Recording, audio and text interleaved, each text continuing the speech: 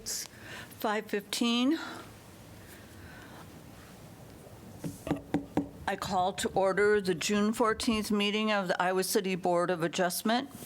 May I have a roll call of the members Baker. attending? Baker. Here. Carlson. Here. Parker. Here. Russo is absent. Swigert. Here. That's it, right? Okay. At this time, I will read, at this time, I will read a statement describing our board and our procedures. To ensure that interested parties have adequate time, never mind. Okay. The Board of Adjustment is a quasi-judicial body created by the City of Iowa City according to state statutes. The board's purpose is to decide on applications for variances from the zoning ordinance, appeals of decisions of city officials, and applications for special exceptions requested under the zoning ordinance. The Board of Adjustment is an independent volunteer board made up of Iowa City residents and is not part of the city administration. We are assisted in our work by the city attorney's office and by planning staff. Prior to this meeting, board members received the materials submitted by the applicants and the staff reports reviewing the application and any correspondence submitted by members of the public. The board members have not discussed the application or its merits with each other, staff, the applicant, or any other member of the public in advance of this meeting. All consideration and discussion by the board takes place in open meeting here tonight, when we also have an opportunity to hear from the public. The board bases its decisions on facts and evidence allowed by city code presented in open meeting. Concise and truthful testimony helps us a great deal in our decision-making. We ask that if you wish to speak, that you come to the podium, print your name and address on the sign-in sheet, and speak clearly into the microphone so your testimony can be heard by all present and by our minute taker, as all testimony becomes part of the public record. We ask that the proceedings be orderly and that when you are testifying, you address your remarks to the board. If this hearing becomes lengthy, we may ask that testimony be focused on new facts or on information not only presented. The order of proceedings for each application will be an oral report by staff summarizing the issues of the case and the staff's recommendations, an opportunity for the applicant to speak, an opportunity for any other interested parties to speak for or against the application, an opportunity for final statements and arguments by the applicant and staff. The board will discuss the issues and evidence, state its findings, and vote on a motion. Motions are always made in the affirmative. Okay? At this time, I will open the public hearing for EXC 23-0006, an application submitted by Abdullah Hardin, Malcast 13 Incorporated, requesting a special exception to allow a drive-through facility associated with a sales-oriented retail use in a community commercial CC2 zone for the property located at 1910 Lower Muscatine Avenue. Okay. Will the city planning person please give the staff report for us? Sure. Thank you. Thank you. Ann Russett with Neighborhood and Development Services. As the chair mentioned, this is an application for a drive-through facility for the property at 1910 Lower Muscatine Road. Here's an aerial of the property. You can see it's at the corner of Lower Muscatine Road and Mall Drive. Here's the zoning map for the property. The property is zoned CC2. Most of the land surrounding the property is also zoned CC2, with the exception to the north, which is zoned industrial. In terms of background, this property contains an existing building that formerly housed a bank with an associated drive-through facility. A special exception was granted in 2001 to Hawkeye State Bank for the expansion of a drive-through facility and construction of a drive-through lane and a reduction of stacking spaces. Staff received a site plan application for this property last year, and it was approved in April of 2022, and that was for a 12,000 square foot building addition. We also received a building permit application, which is currently on hold because of this special exception request. I think it's 1,200 rather than 12,000. 1,200, thank you. Here is the site plan that we received with the special exception application. You can see the proposed building addition at the rear of the building. The drive-through facility is also located at the rear of the building. And I don't think you can see my pen. Here we go. So the drive-through facility is located off of a private drive. Again, here's Lower Muscatine, and here's Mall Drive. This is for a sales-oriented retail use, specifically a liquor store. You can also see that they've shown the screening along the adjacent property line. Here are a few photographs of the property. This is the front facade from Lower Muscatine.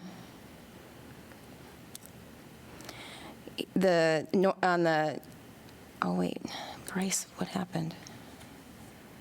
I think we lost Bryce. Hang on one second.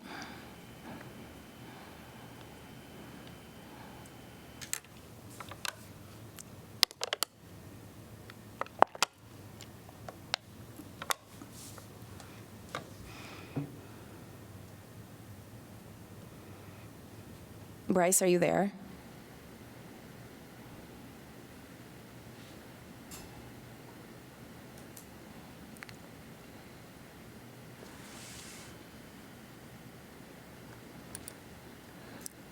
Should we wait for him? Does this happen a lot?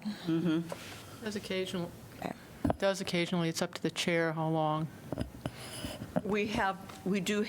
Since there are 3 members here, we do have a majority, correct? Yes. The 3 of us make a majority. So hopefully Bryce will be able to come back in, at some point, but to sit and wait for him, I think is. And my advice is that Bryce will not be able to participate once Ann Russett is done, because she's just referring to the staff report, which he has had access to. After that would be new information that he would not be able to hear, and thus could not make a decision in this matter. So if he joins us prior to Ann's summary of the staff report, he can vote. So. Okay, so I'll keep going. We have a couple other photographs. This is from off of the Mall Drive looking south. And this is the rear of the building. You can see this is where they actually demolished the former canopy that was there for the bank drive-through. So that's been demolished. Here's the drive-through, whereas the drive-through lane is proposed, and where the former drive-through facility was located. And this is another photograph from the rear of the property. The role of the Board of Adjustment is to either approve with conditions, or deny the application based on the facts presented. To approve the special exception, the board must find that it meets all of the applicable approval criteria, including the specific and general approval criteria. I'm going to start with the specific standards for drive-through facilities, first with those related to access and circulation. The first standard is that whenever possible and practical, drive-through lanes shall be accessed from secondary streets, alleys, or shared cross-access drives, and the proposed drive-through lane will be accessible through a private shared access drive on the south side of the building.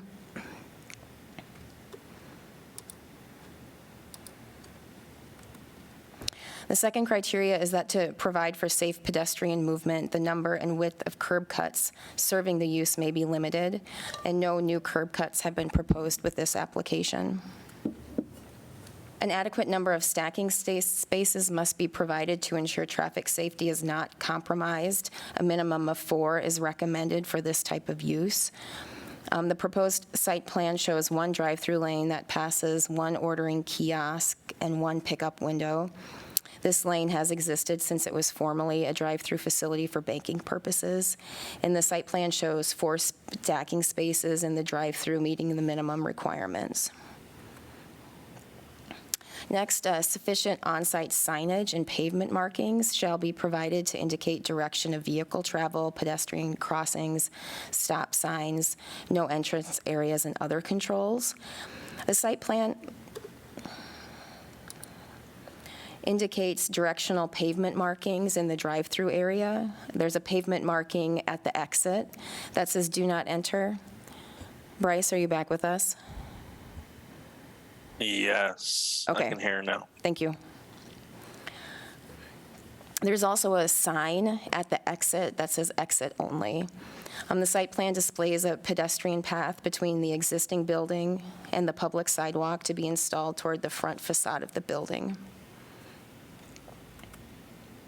Next, in terms of location criteria, the first standard is that drive-through lanes and service windows must be located on non-street facing facade, and the proposed drive-through lane is located at the rear of the building and it does not front a street. The next standard is that the drive-through lanes must be set back at least 10 feet from adjacent lot lines and screened from view according to the design standards.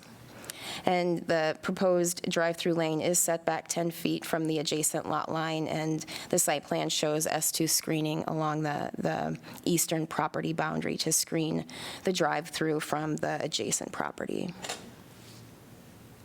Next, in terms of design standards, to promote compatibility with surrounding development, the number of drive-through lanes should be limited to not diminish the design quality of the streetscape or the safety of the pedestrian environment.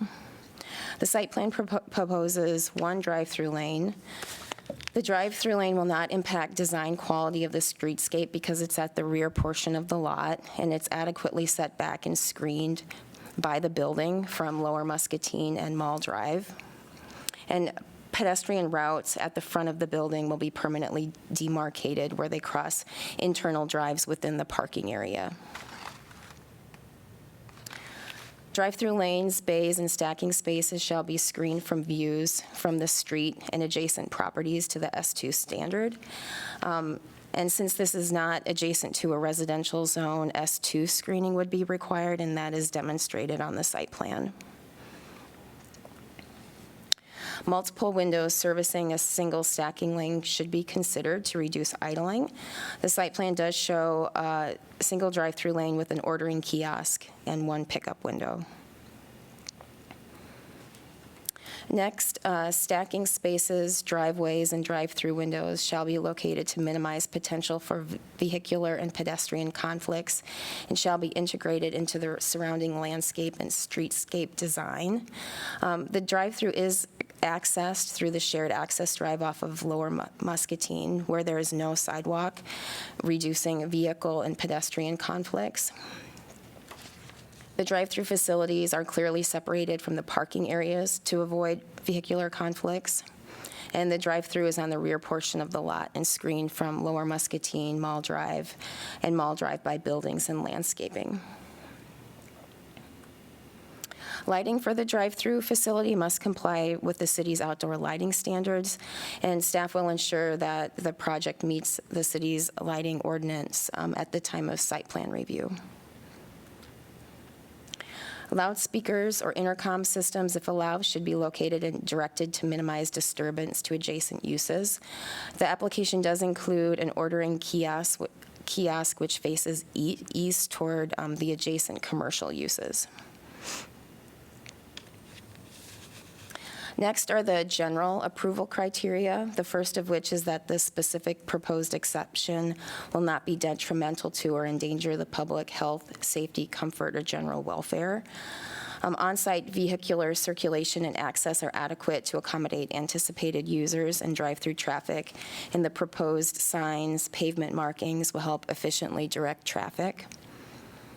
Properly paved and designated pedestrian walkways will increase pedestrian awareness in the parking lot on the property as well. The specific proposed exception will not be injurious to the use and enjoyment of other property in the immediate vicinity and will not substantially diminish property values. 1910 Lower Muscatine Road, the project site, is located in a CC2 zone and is surrounded by CC2 zoning and one industrial zone designation. The addition of this drive-through is to be used for retail sales-oriented use, which is compatible to other uses in the area. All exterior lighting will be required to meet the city's standards to prevent light trespass and glare. And the proposed exception is not expected to affect the use, enjoyment, or values of nearby uses. Next, the establishment of the specific proposed exception will not impede the normal and orderly development and improvement of the surrounding property. The proposed addition of the drive-through for the retail sales-oriented use aligns with uses of other commercial facilities within the area, and the land surrounding the subject property has already been developed. The next criteria is that adequate utilities, access roads, drainage, and/or necessary facilities have been or are being provided. This is within a built-out area, and the proposed special exception is an extension of the already existing buildings, utilities, drainage, and access roads that are provided, and the site contains adequate space for vehicular circulation. Next is adequate measures have been or will be taken to provide ingress or egress designed to minimize traffic congestion on public streets. The entrance to the drive-through lane is on a privately owned side street with sufficient stacking spaces to avoid traffic congestion. The drive-through exit from the property leads to Mall Drive. Adequate signage is shown on the site plan directing traffic flow to and from the property with the do not enter signs and the exit sign and arrows. And there will be no sizable traffic impact to public streets with the addition of the drive-through lane.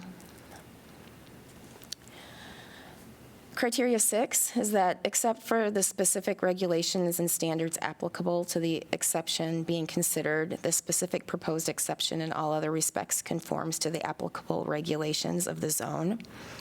The site plan that was submitted with the special exception does show that the drive-through lane meets the 10-foot minimum width and that it's set back 10 feet from the property line. This means that the new addition that the applicant is proposing needs to be 20 feet from the adjacent property line. The site plan that the city approved last April shows the building closer to the property line than 20 feet.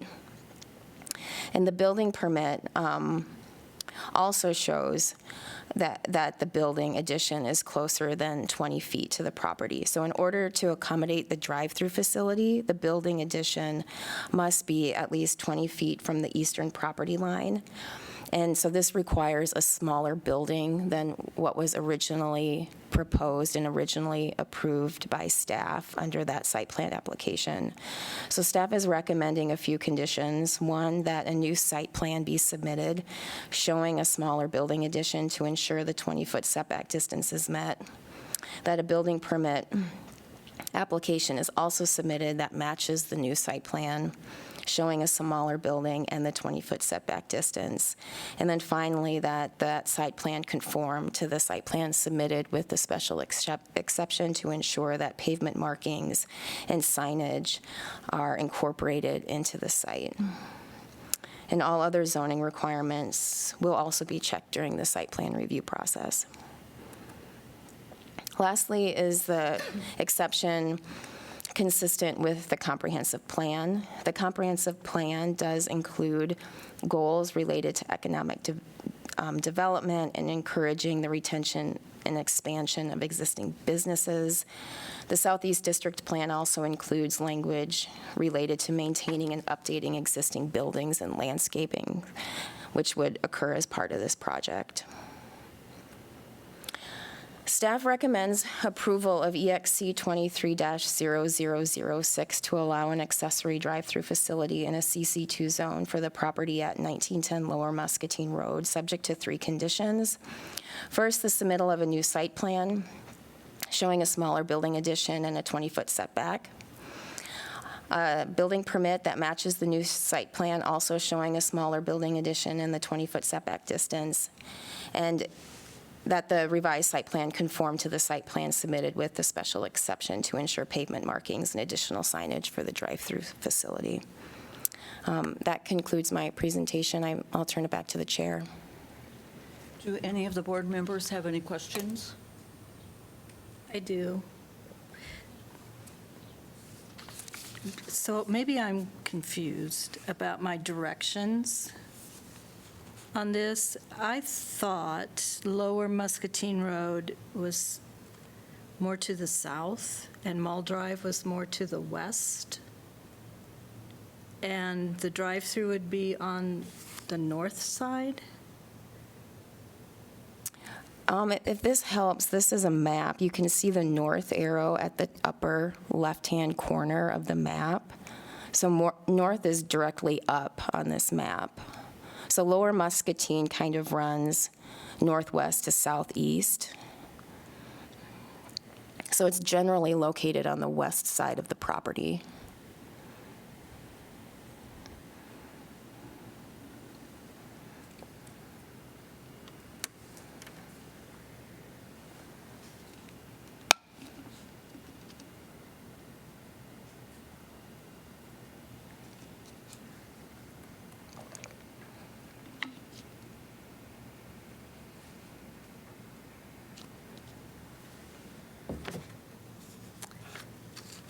So on the site plan, the site plan doesn't show the, like, internal flow in the parking lot area of traffic. Is it, so can vehicles exit the parking area by going back out through Mall Drive? Yes. Is there a stop sign at the corner of the building where the exit from the parking area to turn onto Mall Drive meets the drive-through lane? There's no stop sign, no. An internal, like, parking lot, like you see at lots of places? Like at a Hy-Vee or something like that, an internal That, stop and sign. Kentucky Fried Chicken has one for their drive-through. What the drive-through is proposing is an exit sign, exit only here, so people entering Mall Drive will see the exit only sign and know not to go straight, if you can see my arrow. So there's an Right, but exit only sign, and there's a pavement marking that says do not enter. Right, so go to the corner of that building up there, yes. So cars coming this way to go out onto Mall Drive would cross the traffic exiting. As they turn left to go out to Mall Drive, they would cross the traffic exiting from the The drive-through. drive-through, yes. The parking area, you can get out on Mall Drive, or you can get out here. Okay, So the parking area, you can either enter the parking area through the Mall Drive or through the private street? Yes, Either way? yes. and exit. It's like, it's not a one-way thing. Yeah. The drive-through is one way, the parking area is completely separate from the drive-through, and it's two-way.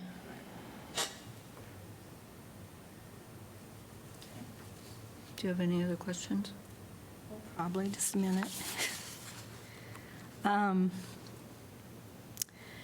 So the staff report describes an expansion of the drive-through in 2001. Can you explain, do you know what that means, an expansion? They added an additional lane, So originally it was one lane? or two, and they added three. I'm not quite sure. It went from 1 to 2 or 2 to 3, but an additional lane was Okay. approved.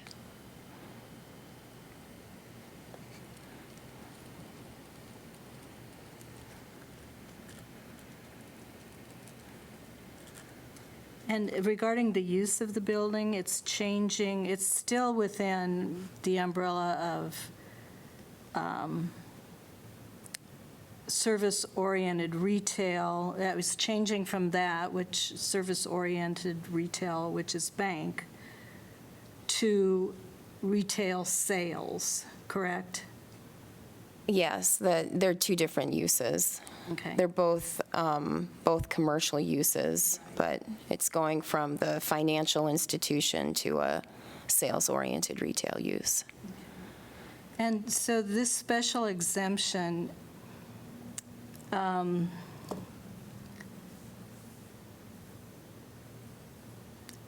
retail sales of alcohol is considered non-food. Correct. So does this special exemption stay with the property? For example, if this business goes out for some reason and a pharmacy would move in, which is also non-food, do they retain the special exemption? I believe so, yes, unless the property was vacant for a period of time, which would require another special exception. And what about if it changes from the retail sales alcohol to food-oriented, Yeah. which like a bakery or something like that? Yeah, that's a good question. There's certain triggers that do require new special exceptions, like if the property is vacant, if you're expanding the drive-through facility. I'm not honestly sure if a change in use would trigger another special exception for something that's already been approved.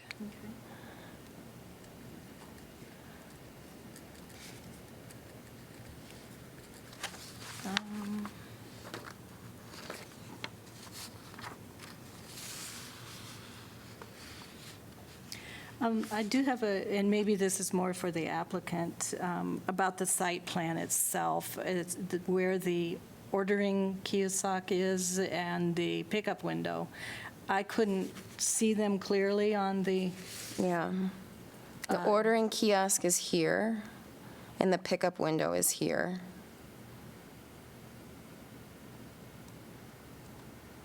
can you point out the ordering? Right here? Okay, where you first enter? Yes. Okay. All right, I see that little mark, but I wasn't sure what that was.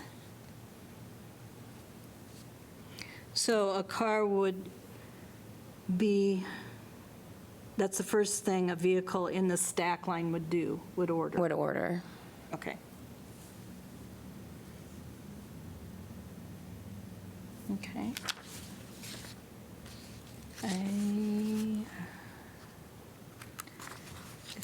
I think my other questions are maybe more for the applicant. Okay.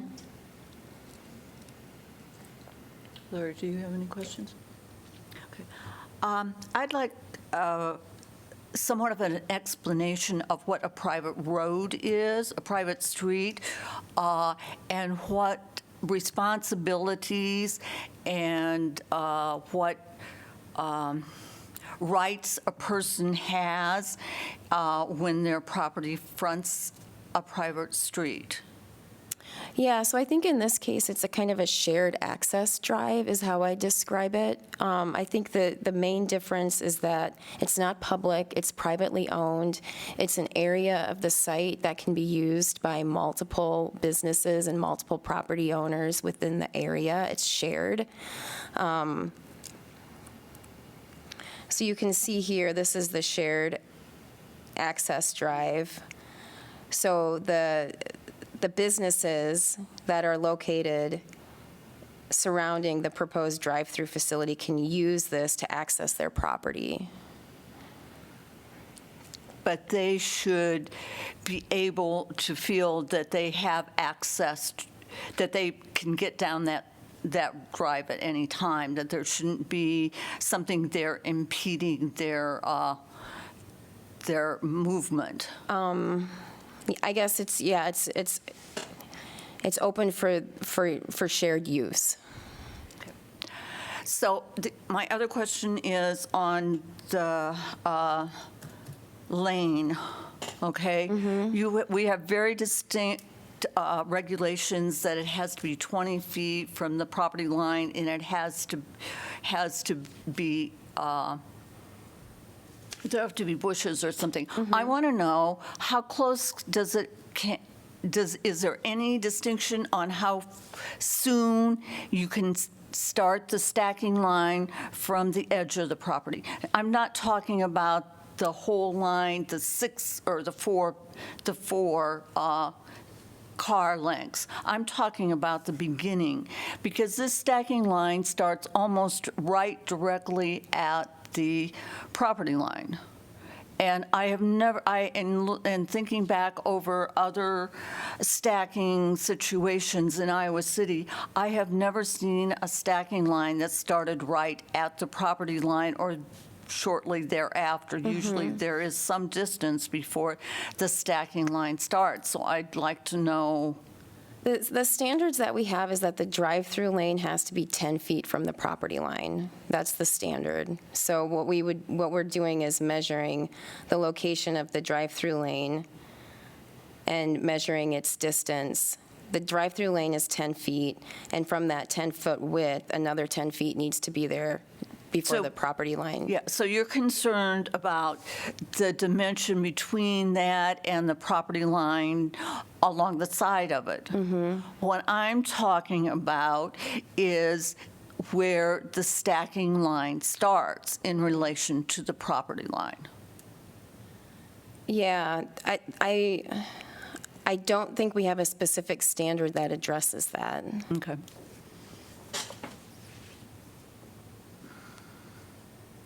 I don't have any other questions. Okay, everybody got their questions answered? Okay.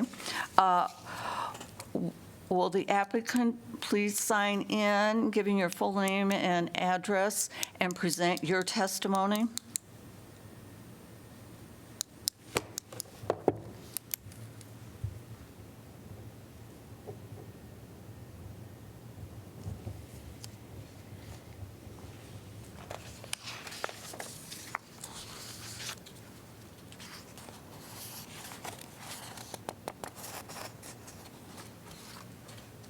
Hello, my name's Thomas McInerney. I'm the architect.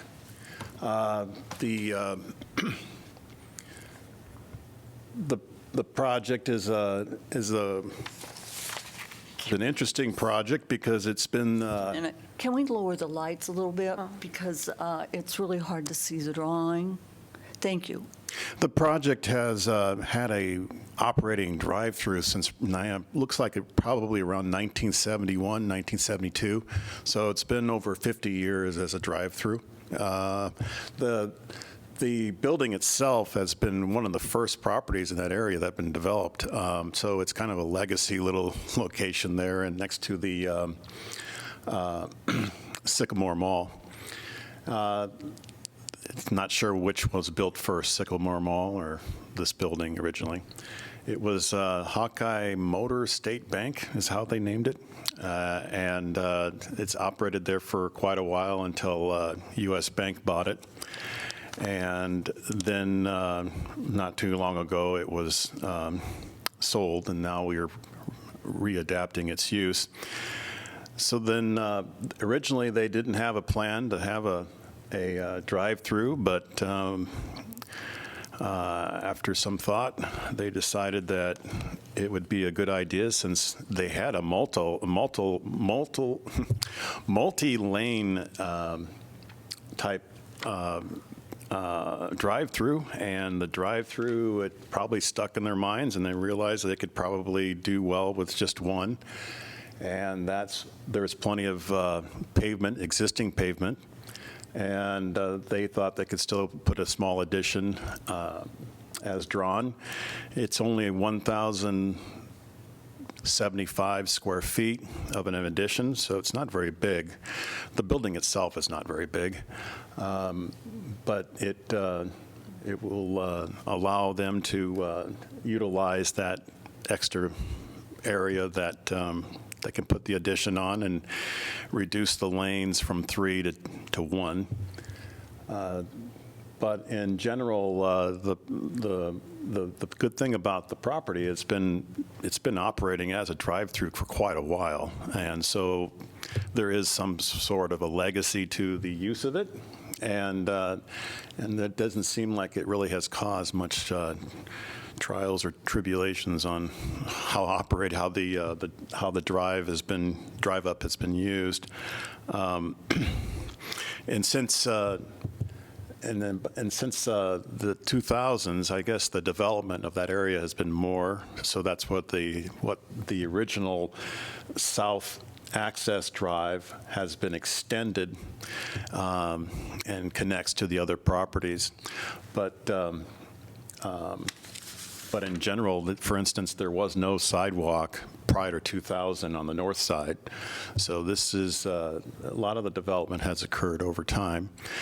And the building itself is mostly, it's mostly unchanged since its original construction, other than a small remodeling back in 2010. But the original building was built around 1963.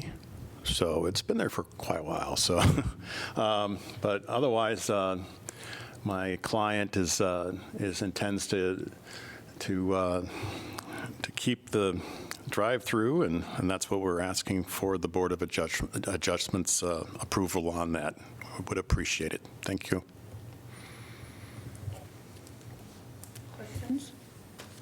Yeah, I have a couple questions. On the site plan, towards, I guess it's west, which to me is the front of the building, Correct.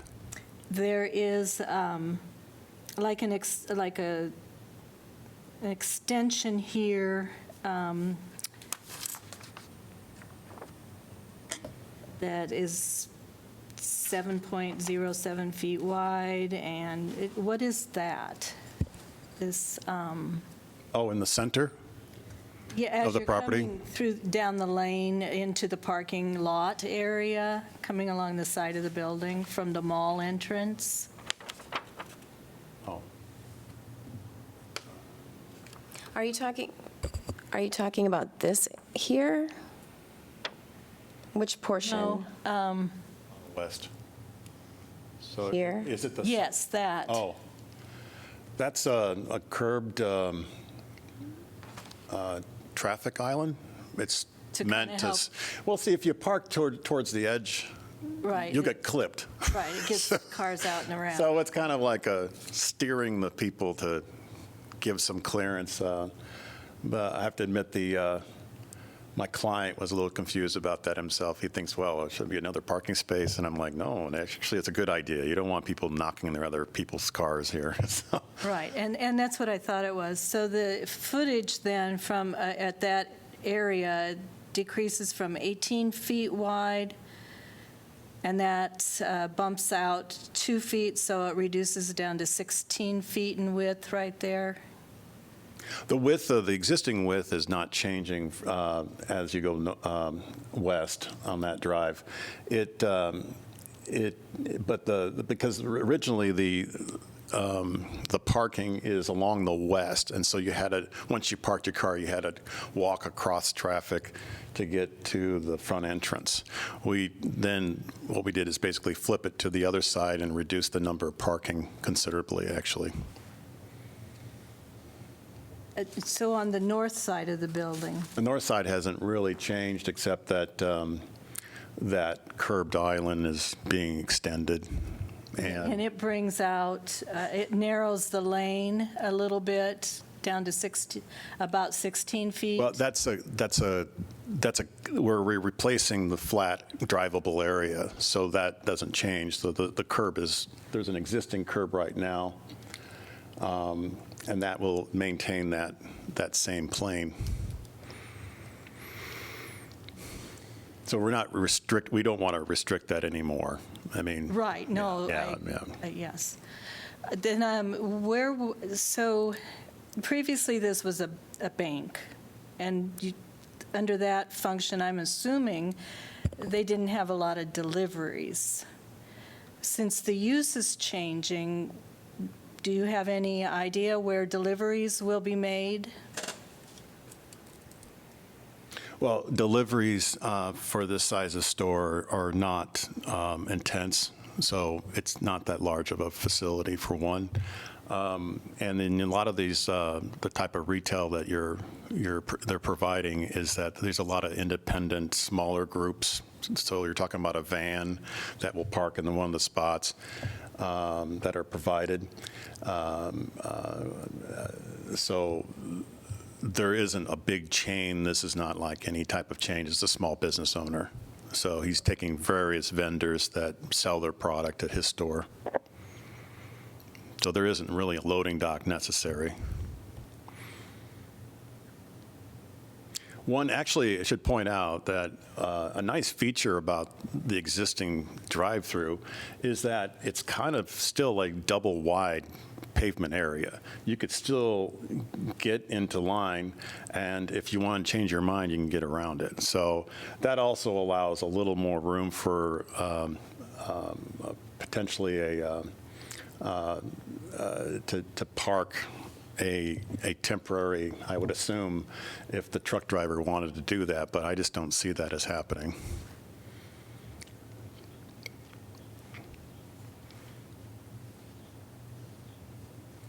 But the feature of being able to change your mind when you're in a drive-through, I think that's a really nice one to have. And keeps the traffic flow. It doesn't lock you into the drive-up. So I know you're pretty far in your site development plans, but is there any possibility of moving the pickup window further to the north?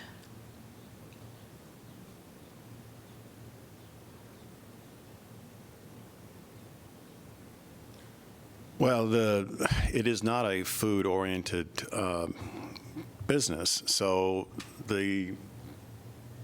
your type of traffic is not like a Starbucks. I've done the Starbucks on near Gateway 1, and that is a different animal altogether. So you're also talking about small items, and you got people line up.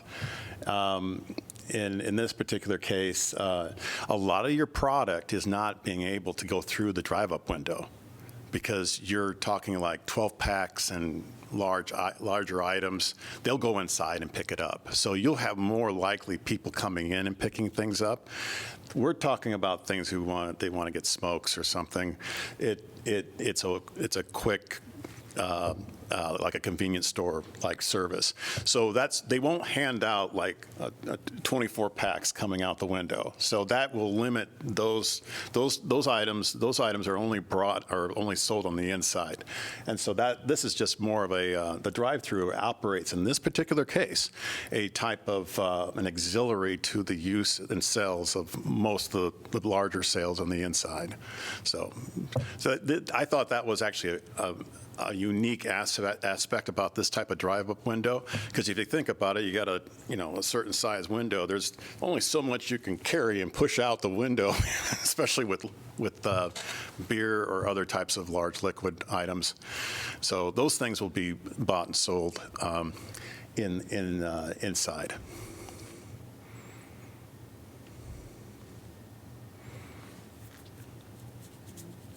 Not that I can think of right now.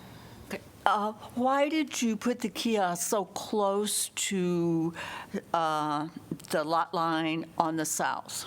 Usually, the way that each of the spaces it's designated as a 20-foot deep, which is a very large vehicle. That is then there's. And then that basically it's a 40-foot worth of drive-through for this type of facility. The type of products that you're going to have offered through the drive-up window it warrants only 4 cars. And so once they come up to the drive-through, they says, "Oh, I want a 24-pack of Miller Lite or something." They will say, "Go around and come inside," and which they can, which the way we have it laid out. So that's one of the first things we tell them immediately. go around. And otherwise, the people who want the smaller items are more likely are just going to be in and out. So it's a lot easier because a lot of the items you're talking about are going to be easily accessed from for the drive-up window. So then that's kind of the reasoning behind keeping the drive-through not as deep. And also, the idea is to keep the staff local. If you spread them out too far, they're going to be a harder time serving all customers. So we have the trash enclosure on the south. We've got the drive-up window oriented somewhat to the south, and then you got the front entrance. But all that, so we want to make it so that you can operate the store with 2 employees instead of 3. So the more you spread out things, like relocating the window, that will more than likely require an additional employee. So what happens if someone, okay, let's say that someone is at the kiosk ordering, so can you order liquor from the kiosk and get it because you have to be able to prove that you're 21 years old? Oh, correct, yeah. So, yeah. Again, liquor going through the drive-up window, Yeah. they will have certain size limitations, but if it's like a small fifth or whatever, those are pretty quick transactions. And usually they're just a single buy. They're not buying like a lot of different types of items, and so that's based on their sales. It's just that people usually they become a customer. They usually buy the same thing, so this becomes more of an enhancement of delivering services, and at the same time letting larger sales and other customers come in and decide what they want there. But having the drive up or the ordering kiosk immediately, it gives someone the knowledge and the availability to understand that there's 2 things that we sell: stuff that's going through the drive-through and stuff that's on the inside. So we will help you determine that at that point, and so then they can either get out of line or stay in line. So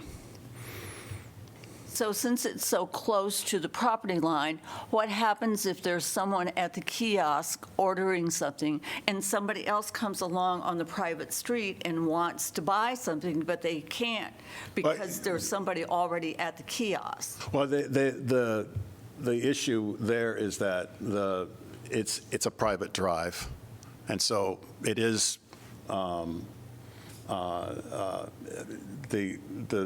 Just like, again, I'm just looking back at Starbucks, they have a similar situation, but that people get in line and it's out of main traffic. That road there along there isn't really that busy at all, because there's lots of other avenues that allow you to exit to the east, which is really a nice feature about the way this has developed over the last 50 years. Is before it was a dead end. But now it's actually connected to a longer list towards the east, where the hardware store is, and then that's parking lot. There's a parking lot back there, and there's a laundry service there towards the south. These are. They're I think it's an orthopedic, or I guess it's a medical facility. So these are not high traffic areas for retail sales. Now the hardware store is, but that's way on the other end there. So what I like about this, the way that this it's being proposed, is that you have a variety of avenues to get to the drive-through without depending on the Mall Drive or Lower Muscatine Road. So. What about the cleaners, which are right across the private street from you? And that is basically just a drive-through thing where they have to come in from the east, they drop their clothes off, Yeah, or they have pick that. them up, and then they go back out. Correct. They have their drive-through, and they have the drive-through, as you see there, is actually prior to the one that we have. So they're going to be taking off into that before getting involved with any of the traffic problems or potential issues that might happen. I think would be very rare. Also the number of the amount of business that closed. I just don't see that there isn't really an overlap here, because the drive-through accessing the drive up for the cleaners is prior to the proposed drive-through. No, for the cleaners, I think you go to the back and then you come out at the front. Well, there's two ways of coming in. I think it's a one-way. It's been a long time since I've used that cleaners, but I think you go farther to the east, you go in to that big parking lot area, and then you go underneath the building and you drop your clothes off or you pick your clothes up, and then you go into the smaller little exit area. I mean, this is true that this has been a drive-through for a long time, but when it was a drive-through for the bank, the window was in the middle of the building, sort of in the middle of the lot. Yeah, it was just one car depth difference. So, I mean, but that was a different business. And this is one that will steer people back inside for a significant proportion of sales. So it's important to understand about how these businesses operate, and a layout that spreads out points of access creates security issues, and especially for this type of market. So we try to keep them so that the intent here was the attempt to consolidate the location of the employee so that there isn't a need to have extra staff, and that may or may not be available at the time, and just the way the staffing works. But that's kind of what the thought was, that again, being that the number of people who will be using the percentage of the users in the drive-through will be a majority of them will be able to go through. However, a significant portion of them will be directed to go inside, and so that's where I think that we should keep that in mind for this type of business. It's not food oriented, but it also allows people to say, hey, I want this size of pack, and then they're the first time they've been there, they will then be directed to come inside, and that will become more of a habitual pattern for them in the future when they visit, and that for larger sales items. But otherwise, the quick access to small items that are sold will facilitate the speediness of the drive-through itself. So, versus having something prepped, this is something they pull off of the shelf. So that's the difference between that and like Starbucks. They have to foam that up and process the item, whereas there isn't anything. It's just selling a product that's already prepared that will fit through the window. No, but, most of the pharmacies have drive-through windows also. That's a little bit different, but it's sort of like this. And I have gone to the pharmacy, and there is a long line because they have to go through that. You got medical insurance. You got people verifying your date of birth, and also they're packing it. They put it in a package. These are these are items that are coming off the shelf and not necessarily need a bag, but they would probably get one. But these are things that are quickly handled in versus pharmacy is usually asking the patient that, is you have any questions regarding the medications. This is an extra step that is not, and also verifying insurance coverage, or if there's a concern. These are issues that don't come up with the liquor and smoke sales. These people know what they want. They go in, they come out. I mean, they get their IDs ready and everything. So, and that's the only thing they really need to worry about is an ID. So, and that's different from verifying any like medical data or other privacy information.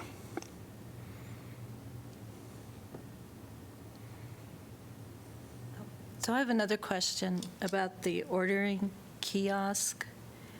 It says loudspeakers or intercom systems will not be provided. So how does this ordering take place? It's the kiosk has Is it self-serve?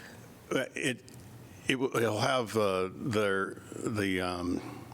from my understanding is that they will be able to be directed to go around if it's not if the item's not provided.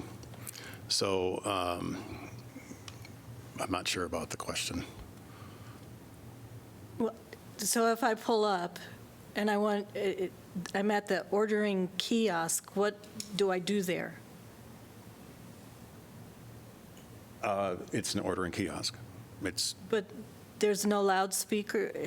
Is there no intercom, or is a person there? there. No, I mean it's meant to direct people to inside if they needed. So I don't place my order till I get to the window? No, your order is placed at the kiosk. I mean, it's ordering kiosk. So that. How do I communicate my order?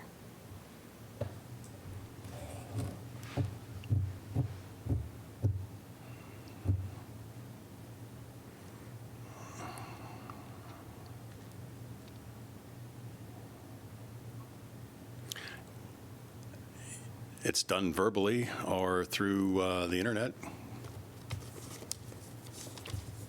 but it will be accommodated as such. I mean, there's lots of ways of doing that. Well, you know, I didn't have a question until now, because I still don't understand your answer to the question. How do they order if there's no speaker system? Well, I'm not aware of the requirement of no, I mean, it's an ordering kiosk, and it can be given, okay,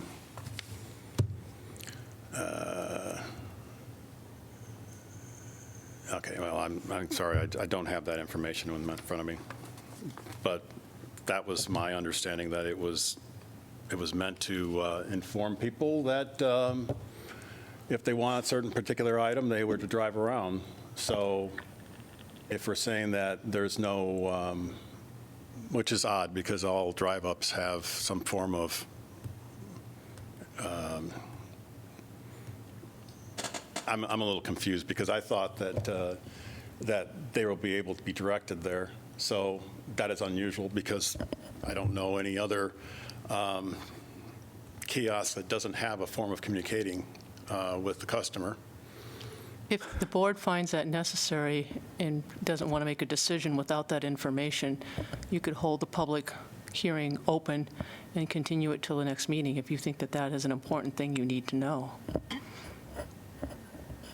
But it's like in the middle of like, I don't see an issue about any type of sound. You got traffic on the north, and you got traffic on the busy traffic on Lower Muscatine. You got a private driveway, and there's no residences, so I don't see an issue about having something in a commercially heavy intensive area. So Okay, but I really want to understand, when they arrive at the window, yeah, you want them to. is their order already waiting for them? Well, yeah, that would be the thing. So how does the people in the store know what the order is? They will order from the kiosk. Okay, so there is some sort of speaker system. There's some sort of communication system. It may be a text. Text? Can you identify where it says no speaker system is provided? In his letter to us. Okay. Answering the questions. It's the one dated May 16th, second page at the very end. Says, number 7, loudspeakers or intercom systems will not be provided. And it isn't necessarily, This is something that may have been, there was a change after that, after we were told that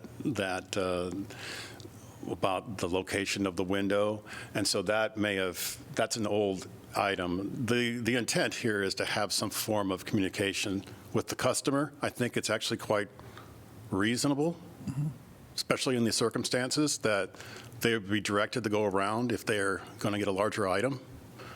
You know, and I don't want to think that I was being deceptive in any way. It's just that at one time it was thought that that there wasn't a need for an ordering kiosk, but it was added on towards review with staff. no, there isn't an issue. I just wanted clarification. Oh, clarify. How- There is. How it works. There's going to be a wire that goes out there that's going to tell people, oh, I want, you know, again, a 24-pack. Well, get around and come inside. We can't deliver it out the window. So, and likewise, oh, I want a pack of Camel Lights. Well, you come on up. We'll have them ready for you. And that's how that works. So you have your ID ready. So if I could just add further clarification, when we received the original application and the summary of how the project meets the specific approval criteria, which was provided by the applicant, that was submitted with the original site plan, which did not include an ordering kiosk. And as the architect has mentioned, the site plan changed over time, but staff didn't require them to update that particular document. So I think it's just a mismatch, and that matches what was originally proposed. It does not match what is currently before you. Thank you, that helps. Yeah, I'm sorry about that. I really didn't know what you were looking at. So, but it was added on later on, so, because it makes sense. I mean, Yes, thank you. So how long do you think it would take to get from the kiosk to the window to be gone? I mean, what is your time thing? oh, wow. You're You're talking about, I mean, to be realistic, you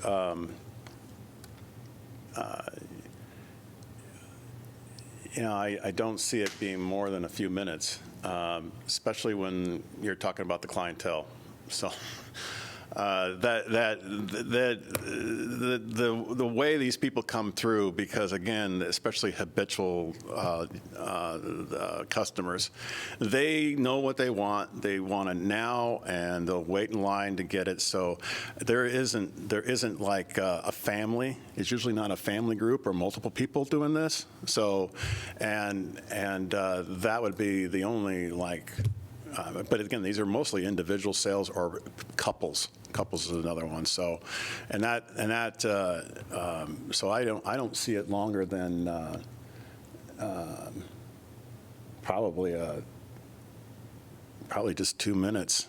And so you're looking at probably under 10 minutes to get to the window at most. That sounds actually pretty long, actually. So I guess we haven't really did any studies about that with my small business here. So, Have you done things like this before? I've done Starbucks. I've done, but then they have corporate and they do studies and models and stuff like that. But I've done the Donut Land, which is right around the corner, and so I did his drive-through to a special exception, and I've done that window twice, actually, through my career, 20 years plus. But the issues that you, well, I'm doing another one in Coralville, which I have to tell you, there's some criticism I could put out there, because I'm not the designer of the exterior building, but they have, actually, the drive-up window is actually recessed by that much, so you have longer reach. So we're trying to figure that one out with the landlord. It's a new building. But anyway, the important thing there is, and that's just, all those orders are done online, and they're just it's a pickup window. So that's kind of like that's the new thing now. It's just pickup window. But without that, the intercom system for this type of business, I think it would be, again, limited items going through the window. It's not like everything can go through the window. If you're at Starbucks, everything can go through that window. Not here. I mean, we have, again, large items. So that's the difference, is that it's a bifurcation of the types of materials that are going through the window. And so that to me, I think, is a unique aspect about this type of retail. So.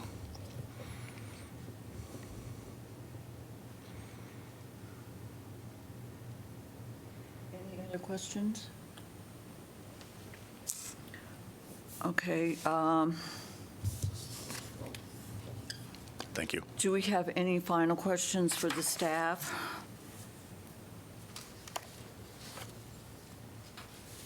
Okay. Do we have enough information? Do we need any more information?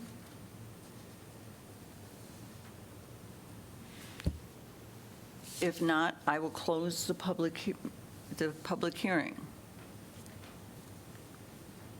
May I have a motion to consider the exception? That's you.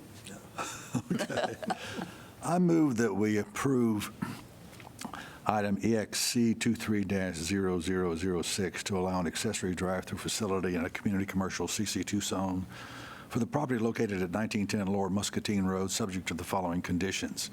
A new field site plan be submitted showing a smaller building addition to ensure the 20-foot setback distance is met.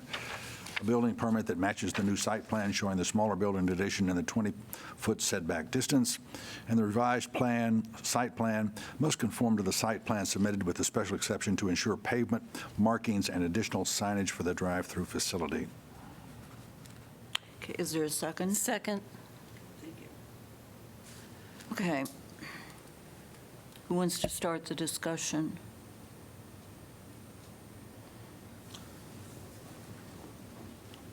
I will admit, I'm more confused now than I was when it began. And I'm finding myself interpreting some of the discussion to satisfy these requirements. The question about how are these orders placed and time, I mean, these are questions of time and involving traffic, involving stack up of cars. So that's one of the questions important of how the order is processed. It is my understanding, and I'm open to somebody correcting me, that there is some sort of electronic communication with the store from the car that means that the order will be available, be ready by the time the person gets to the window. That's my assumption, unless I have misunderstood something. Okay. So other than that, I work out at Planet Fitness. I can buy liquor. I'm happy.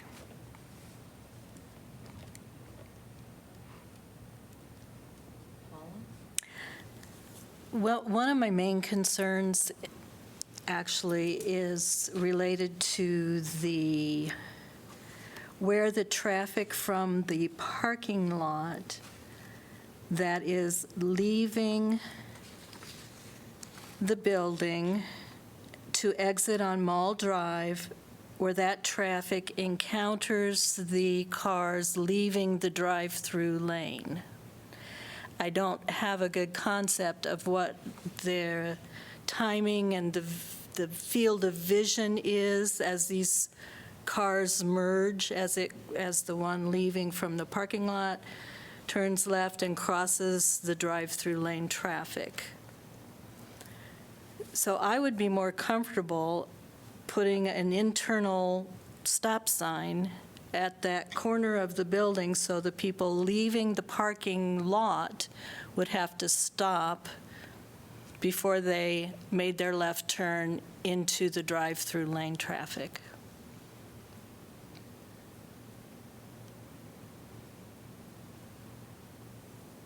I don't share the same concern.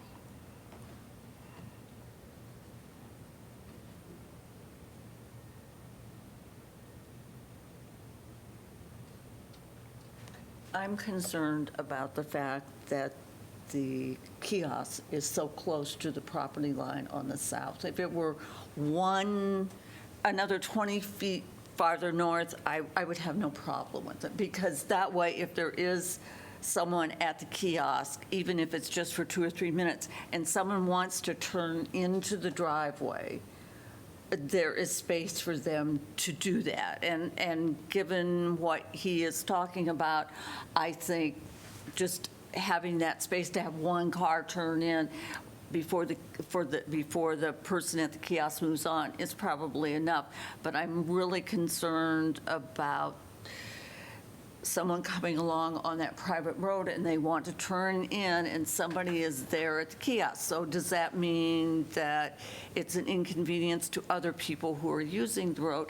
The other question is, do they end up losing a sale because they want to turn in? And if these people are really interested in speed and getting their things as quickly as possible, are they going to stand there on the road, or are they just going to take off and go on? Just a reminder, make sure your comments are tied to one of the criteria. And it is, Just make sure you add that Okay. at some point. So because it talks about the drive-through facility is clearly separated from the parking areas to avoid vehicular conflicts. Well, okay, it is as far as on the property, but I'm concerned about vehicular conflicts with possibly other vehicles on that private road. And it says the proposed exception is not expected to affect the use, enjoyment, or values of nearby uses any more than another development allowed within the zone. So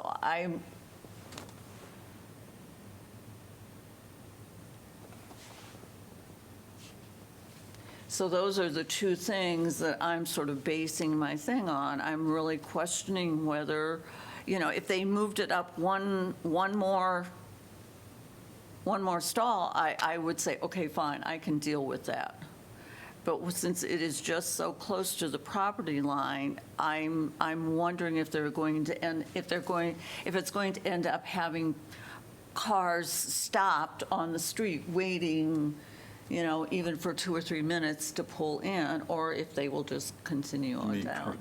Cars on the access road or cars on Muscatine? From the access road. And so it's not, okay, as far as the city's concerned, the public right-of-ways have no problem. And so we're getting into the access road. And do we get into that, or? It's my impression of the traffic out there, and I drive that area every day. I don't foresee that problem. I understand it, but I don't foresee it. I can't guarantee it, but I don't share that same concern that you do. Well, I see Nancy's concern in that I think that there's the issue of, are they then using the shared drive as a continuation of the stacking lane? If cars are at the kiosk and they have to wait to turn in there. So does that impact the adjacent properties?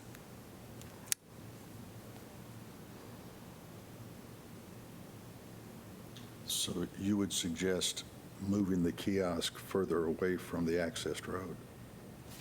Is that what I'm hearing?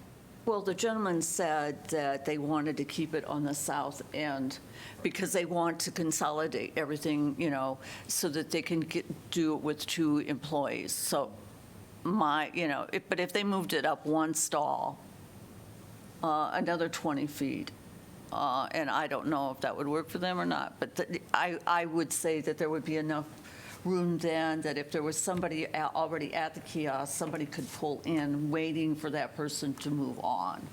And given the fact that he says this is going to be a very short thing, I think that would help alleviate the problem of backing up traffic onto that private road. I don't share your concern, but I don't oppose it either. And if that would make it easier for you to be comfortable with this, I could support that. So just making sure that if that condition was added. Yeah. Right. I mean, I would feel more comfortable with that. I just, I have thought about all the drive-throughs, that I can think of, that I have experienced in Iowa City, and it's true that they are for different things, but usually they don't start right at the property line. There is a little bit of leeway before the stacking starts. And the kiosk is still to be constructed, right? Yeah. Okay. So, I was going to say, why can't they just move it to the north? But he said, okay, they're concerned about their staffing and having all the people really close, and, they want to keep their staffing number down and have the entrance and everything sort of at the south end, But I would say one more stall, another 20 feet, so you could get inside. I would feel much more comfortable with that. Just to double check then, if that condition was added, Bryce, are you still with us? Yep, still here.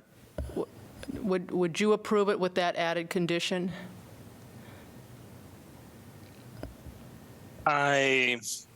Yes. Okay. I mean, that would be fine with me just because I don't share the concern, but it wouldn't hurt either.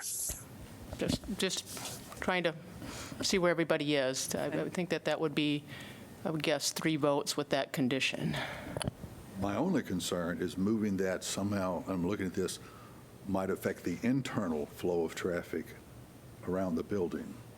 Or am I not seeing the space there, the flexibility and space there?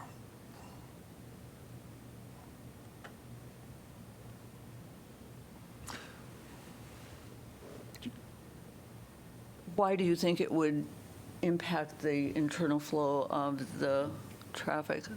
Cars are still going to go around the building and exit out where they came in on Mall Drive. So if you have moved the kiosk closer to the building or move the space, you have a car at the kiosk, and you also have a car behind that car at the kiosk. And I cannot quite see whether that blocks off cars being able to go around the building if you have 2 cars stacked up that way. Does that make sense? I don't see it because basically you would have one more car up beside the building. And he said they could go around there. Go over that again. If you move the kiosk up, Yeah. that takes lessens your concern about stack up on the access road. On the access road. But if you had a car at the kiosk, if it's moved up and another car behind it, also in line, Okay, got it. doesn't that impede the internal flow of the traffic? I'm having a hard time. You mean for the drive-through? No, for people who have gone into the store, parked in front, get out, want to go back around to exit onto Mall Drive. I don't think so, because they're 2 separate separate, oops, I'm sorry. They're two separate things on opposite sides of the building, at least that's the way I see it.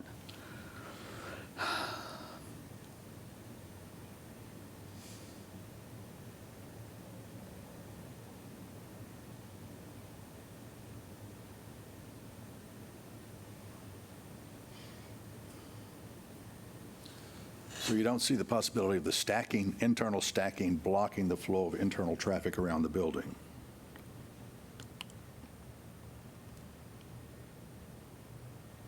No, I don't see that either.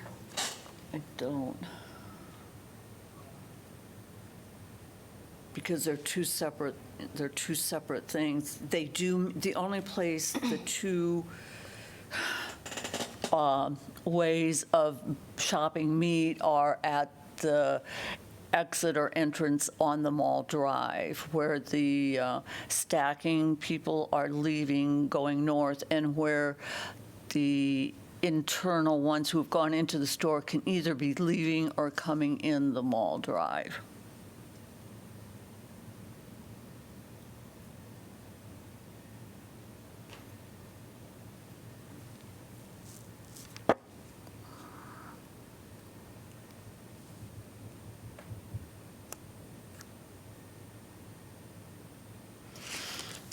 So my favorite phrase is, I don't share your concern. So what I'm hearing is y'all don't share my concern about the internal stacking inhibiting circular traffic around the building.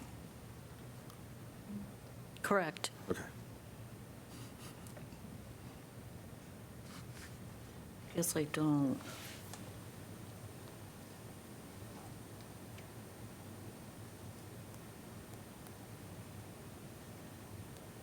So, are we ready to vote? Well, we don't have any kind of consensus on whether we want to move the, Yeah, we have to decide. we're recommending that they move the kiosk one space forward. I could support that. I can support that. Okay. You know, and I would not ask for any farther, given the fact that he is trying to keep the number of employees that run that store down.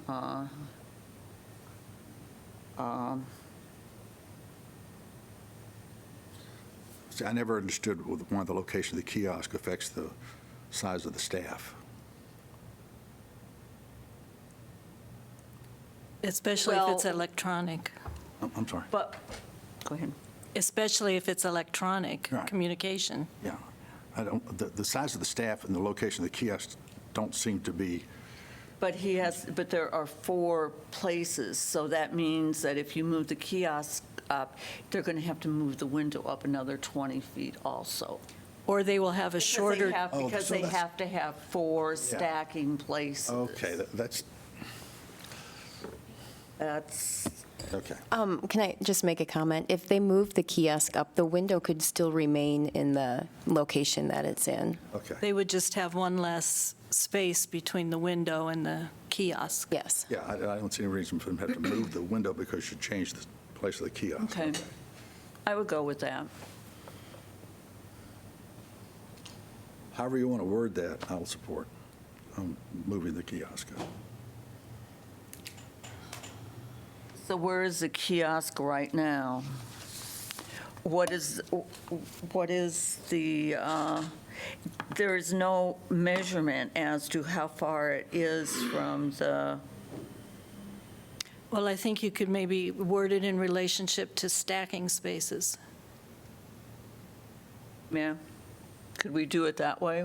Would that be You mean, appropriate? instead of at stacking space 4, it's at stacking space 3, so Yeah. to speak? Correct. Yes. Okay.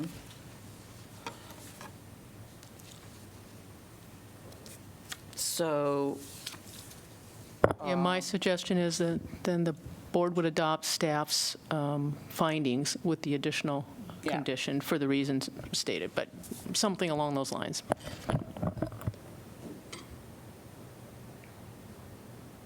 okay, so we need to have a vote on whether we,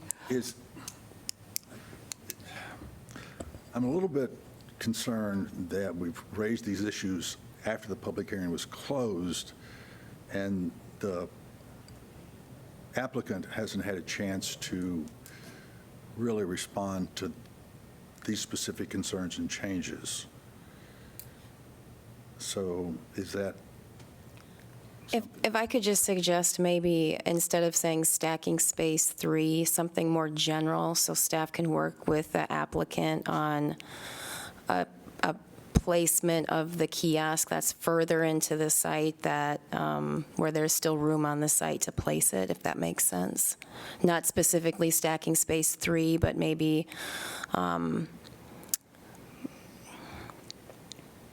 further into the site, further north, toward the pickup window to provide additional space behind, for additional cars behind the ordering kiosk, if that makes sense. so would that become part of the conditions? Yes, yeah. This will be a, Something more general, so we have some flexibility to work with the applicant. okay. That's And fine. that would not change would that change the findings of fact? I don't think so. No, it would just be an additive, added. So should I amend the motion to approve? Or do we have to have a second and then amend? Why don't somebody just make the findings of fact and include the condition there, Yeah. and then we can vote. I'm sorry. I would make a motion to adopt whatever your findings of fact are, perhaps with the addition of finding of fact of the concern that Nancy has described, and with the added condition. But I would, Okay, so we still haven't got a second on the original motion. We don't have to have a second on this. We have a vote on this, don't we? Paula, I did. Paula seconded the Okay, original. I'm sorry.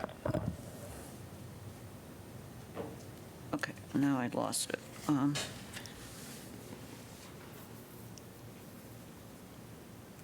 The kiosk.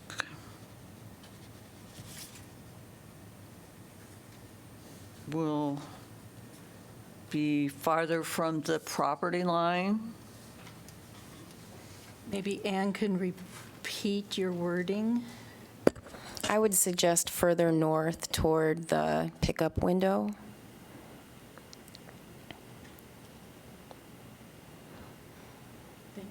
Okay.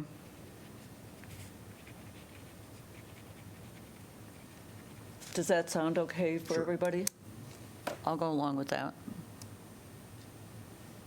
Okay, so, Well, we need some findings of fact then. Nancy, it's your motion change, so if you would okay, maybe word that. okay, so, let's see, wait a minute. I recommend approval of EXC 23-0006 to allow an accessory drive-through facility in a community commercial zone for the property located at 1910 Lower Muscatine Road, subject to the following conditions. A new site plan must be submitted showing a smaller building addition to ensure the 20 feet setback distance is met. A building permit that matches the new site plan showing the smaller building addition and the 20-foot setback distance. The revised set plan must conform to the site plan submitted with a special exception to ensure pavement markings and additional signage for the drive-through facility, and the kiosk will be further north toward the pickup window. Second? And you adopt the findings of fact in the staff report? We adopt the findings of fact in the staff. With one additional fact. that you There's should, one additional fact. and the fact being your concern. Yeah, that the kiosk will be further up, and Why? okay. Yeah. It's to make sure that this exception is not expected to affect the use, enjoyment, or values of nearby uses, and to help protect from vehicular, what is it here? To avoid, to help cut down on vehicular conflicts. So again, staff's findings, the additional finding of fact here, Staff's 3 conditions plus the 4th condition. Right. That's the motion on the table. Second. Okay. Roll call. We have to do it, we do it as a roll call, don't we? Parker, Yes. Russo is absent, Swigert, Yes. Baker, Yes. Carlson, Yes. Okay, the motion is passed. The motion is declared approved. Any person desiring to appeal this decision to a court of record may do so within 30 days after this decision is filed with the city clerk's office. Okay? And we'll now consider the minutes. Are there any corrections or additions? No. Okay, I would then, just suggest that they be shorter, but I'll leave that up to the recorder. Yeah, and in part because the Board of Adjustment can be sued, as can Planning and Zoning. That's why you tend to see those minutes being yeah, clearer so a judge can review them, as opposed to Parks and Rec or the Senior Center Board, which is purely advisory and will not get sued. okay, so if there are no additions or corrections, may I have a motion to approve the minutes? So moved. Second. Okay, we vote? Bryce and I? Okay. Bryce, Yeah, approve. are there any other announcements? Do you know of any other announcements? I do not. Okay. Could I have a motion to adjourn? So moved. Second. Voice vote, yes. Yes. Thank you, Bryce. All right. Oh, it's lovely doing the midnight thing. All right. Goodbye, Bryce. Bye, Bryce. Thanks for filling in. Talk to you in a month.